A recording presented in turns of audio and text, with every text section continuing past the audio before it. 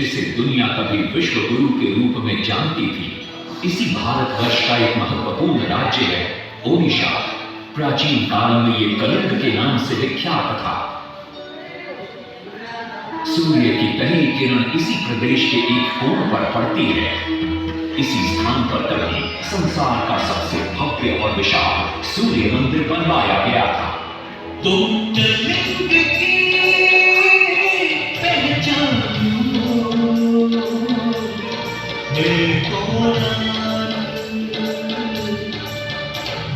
इतिहास का स्वाभिमान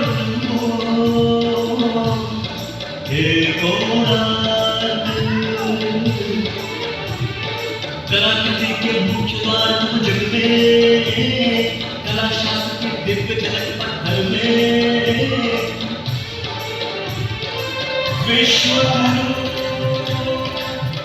भारत के गौरव आज दया के पात्र हो क्यों। कोणार्क कोणार्क कोणार्क कोणार्क। सैकड़ों साल पहले की बात है। पुरातात्विक दस्तावेज के तौर पर संग्रहित पुस्तक मादला पांजी और बाया चक्रा में उल्लेख है कि 13वीं सदी में गंगवंश के राजा लांगुला नरसिंह देव ने इस सूर्य मंदिर का निर्माण करवाया था। नरसिंह देव युद्ध में बड़े प्रवीण और शक्तिशाली थे और मात्र 18 साल की उम्र में वे अपने पिता राजा अनंग भीम देव की विशाल सेना के प्रधान सेनापति नियुक्त कर दिए गए थे।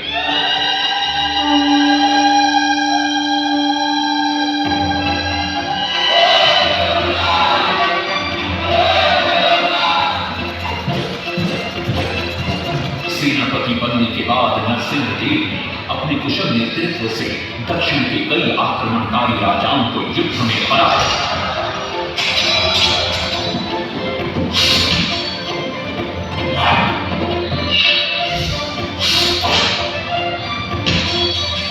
और उनके राजकोष पर कब्जा कर लिया।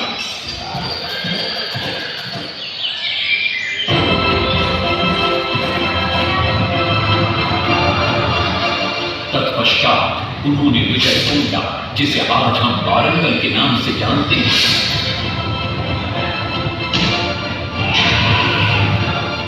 कि काकतीय वंश के राजा गणपति को परास्त किया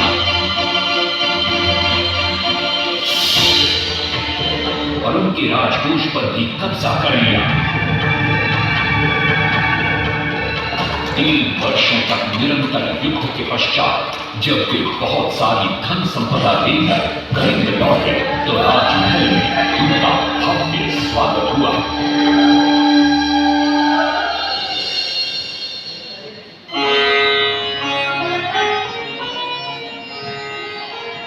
राजमाता कस्तूरी देवी पुत्र नरसिंह देव की वीरता से बहुत प्रसन्न हुई और पुत्र के सामने अपने मन की इच्छा प्रकट की। कहा, तुम्हारे पिता ने शंख क्षेत्र पुरी में भगवान जगन्नाथ का भव्य मंदिर बनवाया है। मैं चाहती हूं कि तुम पद्म क्षेत्र कोणार्क में उससे भी भव्य और विशाल सूर्य मंदिर बनवाओ। किंतु नरसिंह देव माता से प्रति प्रश्न करते हैं, सूर्य मंदिर ही क्यों और वो भी कोणार्क में? तब राजमाता कस्तूरी देवी बतलाती है, द्वापर युग में भगवान श्री कृष्ण के पुत्र सांब बड़े ही सुंदर और सुकुमार थे। वो नारद मुनि को चिढ़ाया करते थे। एक दिन नारद मुनि ने सांब को सबक सिखाने की योजना बनाई और उन्होंने सांब की सुंदरता की प्रशंसा कर उन्हें गोपियों के साथ जल क्रीड़ा करने को उकसाया। वहीं दूसरी तरफ भगवान श्री कृष्ण को जाकर कह दिया कि सांब अपनी मां समान गोपियों के साथ जल क्रीड़ा कर रहा है। श्री कृष्ण इस बात से बहुत क्रोधित हो जाते हैं और वे सांब को श्राप दे देते हैं, जिस सुंदरता का तुम्हें अभिमान है वो तत्क्षण नष्ट हो जा। सांब को कोढ़ हो जाता जब सांब राजमहल लौटते हैं और मां जांब देवी को ये पता चलता है कि पिता श्री कृष्ण के श्राप की वजह से सांब की ये अवस्था हुई, तो सारी रानियां क्रोधित हो जाती। नारद जी को बुलाया जाता है। वे रोग मुक्ति का उपाय बतलाते हैं। वे कहते हैं, सूर्य की पहली किरण ऊड्र देश के एक कोण पर पड़ती है जिसका नाम कोणार्क है। शाम को वहीं जाकर सूर्य की आराधना करनी होगी।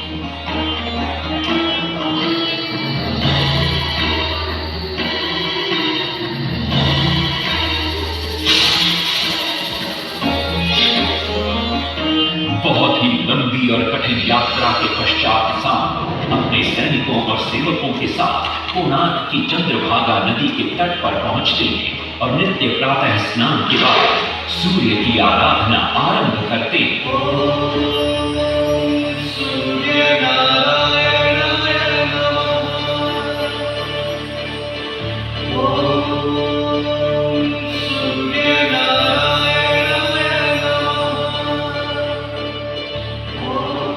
अन्न जल त्याग कर 12 साल की कठिन तपस्या के बाद सूर्य देव प्रसन्न होकर प्रकट होते और शाम को रोग मुक्त होने का वरदान देते।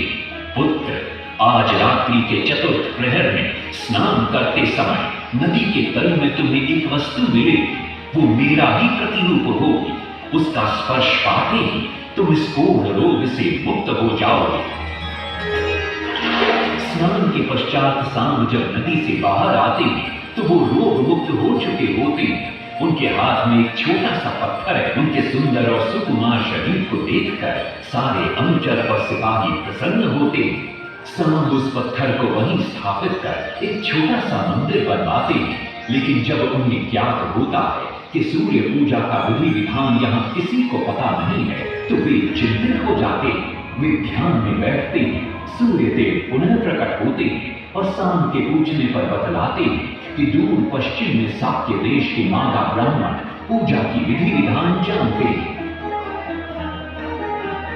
शाम साक्य देश की ओर निकल पड़ते हैं जो आज का ईरान है। महीनों की लंबी यात्रा के बाद शाम 18 मादा ब्राह्मण परिवारों को साथ लेकर कोणार्क लौटते हैं और सूर्य मंदिर में पूजा शुरू हो जाती है। राजमाता कस्तूरी देवी नरसिंह देव को बतलाती है कि विवाह के कई वर्षों बाद तक जब हम निसंतान थे, मैंने भी उस सूर्य मंदिर में पूजा अर्चना की और तुम पुत्र रूप में मुझे प्राप्त हुए।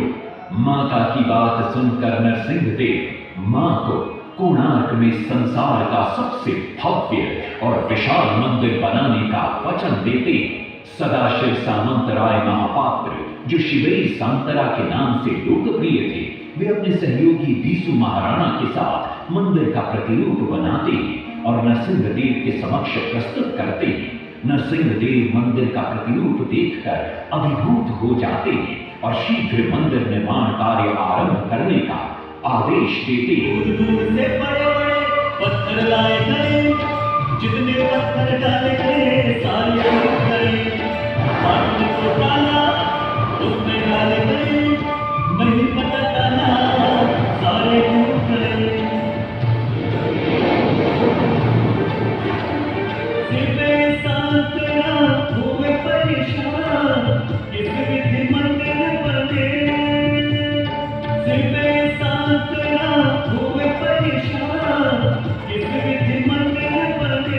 एक दिन वे चिंतामग्न कोणार्क लौट रहे थे, तभी उन्हें प्यास महसूस हुई। उन्हें पास ही में एक कुटिया दिखाई पड़ती है जहाँ एक बूढ़ी औरत से उनकी भेंट होती है। शिवेरी सांतरा पानी मांगते हैं। बूढ़ी औरत पानी के साथ गरम गरम भोजन भी लेकर आती है। वे थाली के बीच में हाथ डालते हैं जिससे उनका हाथ जल जाता है। तब वो बूढ़ी औरत मुस्कुराकर कहती है, तुम तो शिवेरी सांतरा की तरह बीच से भोजन उठाकर खा रहे हो। ये सुनकर शिवेरी सांतरा को अपनी भूल का एहसास होता है। माता रामचंडी ने उपाय सुझाया, समझे शिवेरी सांतरा।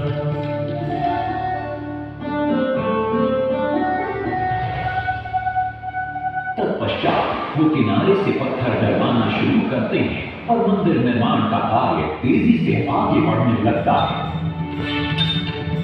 1200 शिल्पियों ने 12 वर्ष में मंदिर बनाया।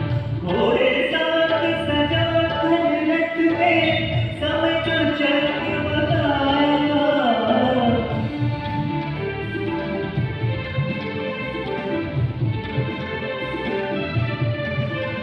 दूसरी तरफ कलिंग के उत्तर के राज्यों के नवाबों के बार बार राज्य पर आक्रमण हो रहे थे।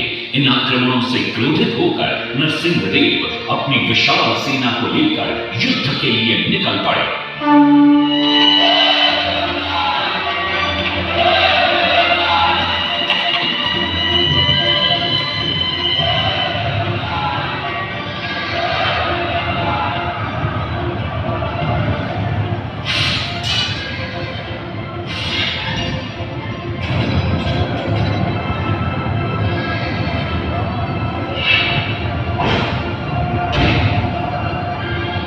शक्तिशाली गौड़बंग के नवाबों को भी युद्ध में परास्त कर दिया और उनसे प्राप्त सारा धन अपने कब्जे में लेकर सूर्य मंदिर के निर्माण कार्य में लगा दिया।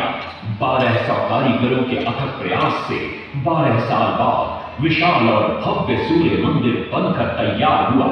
उस समय के लोगों में वास्तु शास्त्र, ज्योतिष शास्त्र और खगोल शास्त्र का जो ज्ञान था, उसे देखकर आज के बड़े बड़े वैज्ञानिक भी आश्चर्यचकित रह जाते हैं। कई प्रयासों के बाद भी मंदिर के गुंबद पर कलश स्थापित नहीं हो पा रहा था। क्रोधित नरसिंहदेव ने आदेश दिया कि कल प्रातः काल तक यदि कलश स्थापित नहीं हुआ तो सबके सब धड़ से अलग कर दिए जाएंगे। सभी शिल्पकार घोर चिंता में डूब जाते हैं।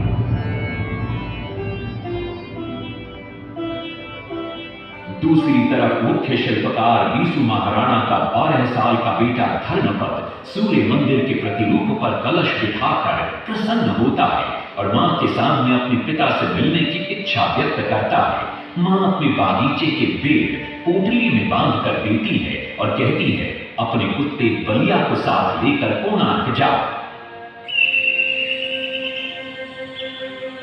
बलिया अपने मालिक को पहचान लेता है और बीसू महाराणा से लिपट जाता है। धर्मपद अपने पिता को प्रणाम करता है और अपना परिचय देता है। सबको चिंता में देखकर वो अपने पिता से इसका कारण पूछता है। कारण जानकर धर्मपद कहता है, अगर आप आज्ञा दें तो मैं मंदिर के गुंबद पर कलश स्थापित कर सकता हूं। शिवे सांतरा धर्मपद को अनुमति दे देती है। धर्मपद गुंबद पर चढ़ जाता है और कुछ ही समय के प्रयत्न के पश्चात वो कलश को स्थापित करने में सफल हो जाता है। गुंबद पर कलश स्थापित होते ही नीचे गर्भगृह में चारों दिशाओं में लगे चुंबकों के आकर्षण से सूर्य महाप्रभु की मूर्ति शून्य में स्थापित हो जाती है। सब धर्मपद को कंधे पर बिठाकर खुशी से नृत्य करने लगते हैं। तभी कुछ कारीगर इसका विरोध करते हुए कहते हैं, अगर सुबह राजा को ये पता लग गया कि इस बच्चे ने कलश को स्थापित किया है तो किसी का बचना संभव नहीं है, इसलिए धर्मपद को मरना होगा। इस बात से शिवे सांतरा बड़े क्रोधित हो जाते हैं। भीषण वाद विवाद छिड़ जाता है। ये सब देखकर धर्मपद गहरी चिंता में पड़ जाता है और वो सोचता है कि यदि मेरे जीवित रहने से इन सब का सर काट दिया जाएगा तो इससे अच्छा है कि मैं आत्म बलिदान कर दूं ताकि सबके प्राण बच जाएं। और उसी पल धर्मपद नवनिर्मित सूर्य मंदिर के शिखर पर चढ़ जाता है।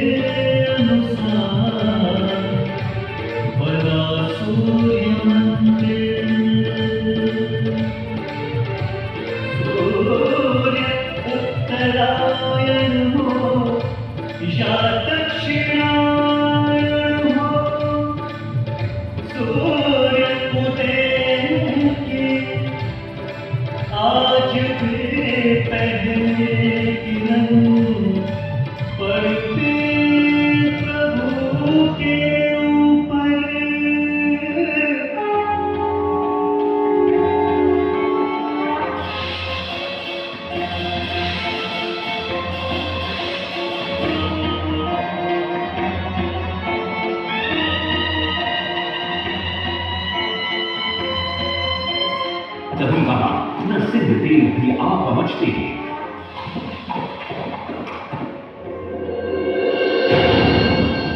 और सूर्य महाप्रभु को शून्य में स्थापित देख वे भी आनंद से भर जाते और श्रीहरि सांतरा की भूरी भूरी प्रशंसा करते। वो ये भी घोषणा करते कि माघ शुक्ल पक्ष की सप्तमी को मंदिर की प्राण प्रतिष्ठा की जाए। लेकिन श्रीहरि सांतरा कहते, राजन तिथि तो अच्छी है, लेकिन मंदिर की प्राण प्रतिष्ठा के लिए ये शुभ नहीं है। किंतु राजा अपनी बात पर अड़ जाते। श्रीहरि सांतरा को दुख होता है और कोई वाद विवाद किए बिना वे हमेशा के लिए वहां से चले जाते।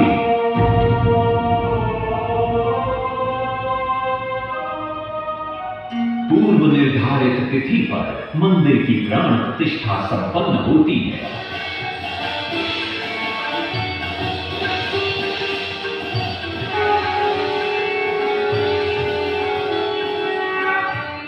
लेकिन कुछ दिनों बाद अमंगल होना शुरू हो जाता है।